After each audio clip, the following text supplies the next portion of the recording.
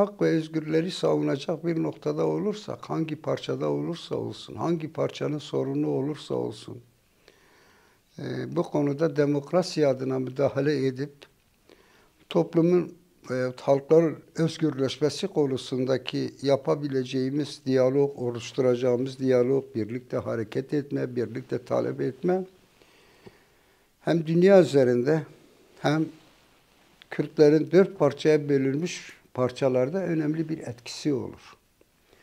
Bu nedenle Kürtler arasında bir diyalog ortamının sağlanması önemlidir.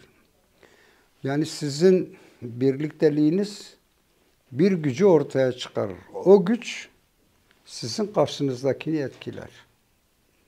Öyle bakmak lazım. Bu nedenle içeride de bugün Bakır'da veya Türkiye'de Kürt siyasi partilerinin oturup tartışması, konuşması, en azından bazı noktalarda buluşması önemlidir.